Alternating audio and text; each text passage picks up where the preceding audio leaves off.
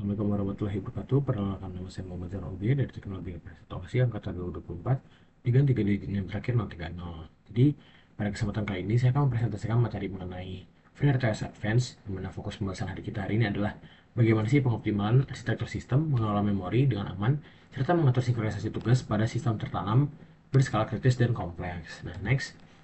Jadi, sebelum kita masuk lebih ke dalam aspek teknis, mari kita pahami terlebih dahulu filosofi di balik FreeRTOS Advanced dan mengapa sih mekanik lanjut ini sangat dibutuhkan dalam industri modern.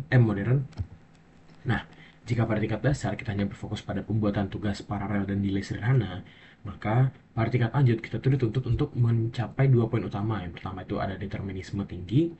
Kita tuh harus menjamin bahwa setiap tugas kritis dieksekusi tepat waktu tanpa adanya latensi yang tidak terprediksi. Dan yang kedua, ada optimalisasi research, yang mana perancangan sistem itu harus memanfaatkan mekanisme seefisien mungkin agar tidak membebani performa CPU dan konsumsi memori pada microcontroller.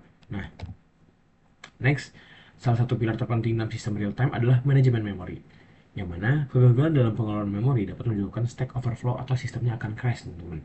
Pada FreeRTOS Advanced, kita mengenal dua pendekatan utama, yaitu alokasi statis, di mana pendekatan utama di mana memori telah dipesan sejak awal proses kompilasi. Jadi, pendekatan ini jauh lebih aman dan deterministik untuk sistem kritis karena mengeliminasi risiko fragmentasi. Nah, sementara itu, alokasi dinamis, yaitu yang kedua, menawarkan fleksibilitas saat rantai, namun memerlukan pengawasan ketat agar tidak terjadi kebocoran memori atau memory leaks, teman-teman.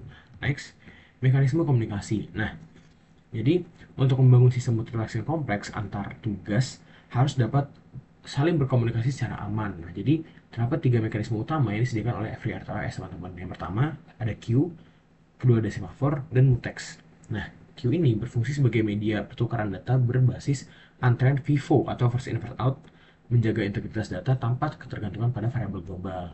Sedangkan untuk semafor, entah baik biner maupun coding, digunakan sebagai sinyal sinkronisasi antara interupsi perangkat keras dengan tugas terkait. Nah, yang terakhir ada teks, yang mana yang bertindak sebagai pelindung shared research seperti LCD atau komunikasi serial, dilengkapi dengan fitur priority inheritance untuk mencegah terjadinya priority inversion. Next. Selain tiga fitur utama tadi, FreeRTOS Advanced juga menyediakan event groups untuk mengelola banyak kondisi status berbasis bitwise secara bersamaan. Hal ini tuh jauh lebih efisien dibandingkan menggunakan banyak semafor terpisah. Jadi, kami juga pada praktikumnya memanfaatkan software timers yang dikelola langsung oleh kernel untuk mengeksekusi fungsi periodik tanpa perlu membuat tugas baru, sehingga menghemat beban kerja CPU. Semua ini tuh berjalan di atas sistem preemptive scheduling yang memastikan tugas dengan prioritas tertinggi selalu mendapatkan hak akses CPU terlebih dahulu. Next. Visualisasi data monitoring. Jadi, dalam implementasi sistem tingkat lanjut, pemantauan parameter sistem secara real time adalah sebuah kewajiban, teman-teman, sebuah keharusan. Karena melalui visualisasi data monitoring, kita tuh dapat mengamati beban kerja CPU pada tiap tugasnya. Jadi, aliran data pada queue serta menganalisis latensi sistem guna mendeteksi anomali atau potensi kegagalan sistem sejak dini. Next. Nah, sebagai alternatif dari semafor, FreeRTOS itu juga menyediakan fitur task notification karena fitur ini terintegrasi langsung di dalam task control block atau TCB internal masing-masing tugas. Ia juga tidak membutuhkan objek memori tambahan, jadi hasil pengujian itu menunjukkan bahwa penggunaan task notification mampu meningkatkan kecepatan eksekusi hingga 45% lebih cepat dibandingkan dengan penggunaan semafor konvensional. 45% lebih cepat, teman-teman. Nah, dapat kita lihat juga pada grafik perbandingan estimasi latensi eksekusi pada arsitektur Cortex M4 berikut, bahwa komunikasi-komunikasi queue untuk data besar membutuhkan waktu sekitar 85 mikrodetik. Semafor memerlukan 45 mikrodetik, sedangkan task notification hanya membutuhkan waktu 15 mikrodetik, teman-teman. Jadi, grafik ini menegaskan bahwa pemilihan mekanisme komunikasi yang tepat akan sangat mempengaruhi responsivitas dari sistem itu tersebut, teman-teman. Next. Nah, masuk ke bagian implementasi praktis. Jadi, sistem yang dirancang menggunakan arsitektur multi-core dan multi-microcontroller, di sini ESP32 tuh ESP32 bakal bertindak sebagai master dan STM32 bertindak sebagai slave, yang mana nanti videonya akan saya sampaikan di akhir, teman-teman. Nah, jadi nanti keduanya itu akan saling bertukar data secara full duplex menggunakan protokol komunikasi SPI Dan juga sinkronisasi pengiriman data dijaga dengan ketat pemanfaatan interupsi eksternal atau handshake berbasis ISR. Nah, next. Eh, Berikut merupakan tabel pemetaan tugas dan manajemen data sensor pada perangkat kerasnya. Jadi, yang mana sensor DHT itu untuk suhu dan kelembapan kerja pada prioritas medium dengan sinkronisasi task notification. Lalu ada sensor kualitas udara MQ7 dibaca melalui pin ADC pada prioritas rendah dan datanya itu dikirimkan menggunakan Q. Sementara itu, pembacaan potensiometer untuk mengatur kecepatan LED ditempatkan pada prioritas tertinggi menggunakan multitext karena melibatkan shared research yang sifatnya kritis dan harus dieksekusi secara real time untuk menghindari intervensi datanya teman-teman. Nah, mungkin sekian saja dari saya. Kesimpulannya, implementasi FreeRTOS Advanced memberikan struktur sistem tertanam yang jauh lebih stabil, teman-teman, serta aman dari konflik data dan responsif untuk aplikasi kompleks berskala industri, yang mana eh, jika teman-teman ingin yang berskala industri dan lebih kompleks, khususnya menggunakan FreeRTOS yang lebih advance.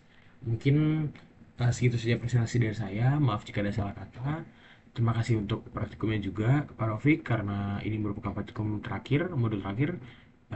Selanjutnya akan masuk ke percobaan dari FreeRTOS Advance ini. Mungkin sekian saja dari saya. Sekali lagi mohon maaf jika ada salah kata. Wassalamualaikum warahmatullahi wabarakatuh.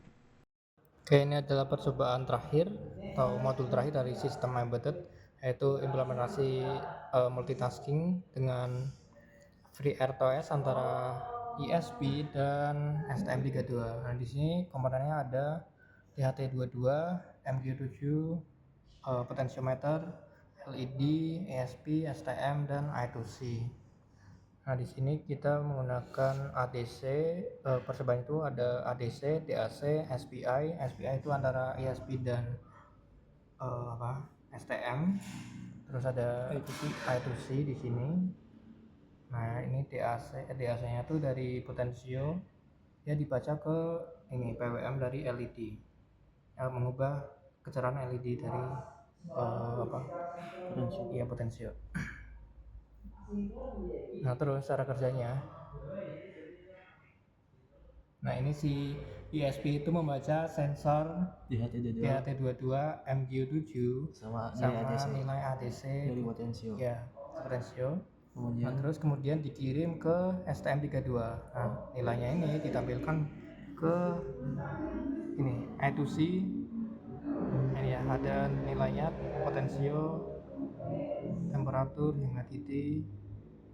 Nah, status dari kecerahan LED itu bisa dikontrol dari sini ya, potentiometer.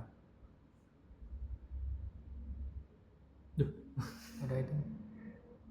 Nah, di sini nilai pembacaan ADC-nya itu akan berubah. Nah, di sini dia potensio nilainya akan nol, ADC-nya. Kecerahan juga nol. Iya, kecerahan juga nol. ADC-nya, PWM-nya. Terus udah video aja 2 menit. Oh ya, oke, terima kasih.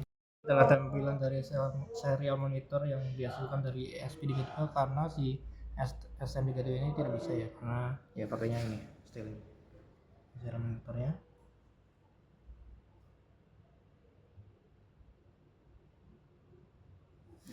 Dan ini untuk programnya ya, kita kan menggunakan SPI-nya itu antara 2 mikro ya, berarti master slave.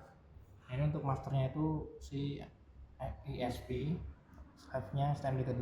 Ini untuk programnya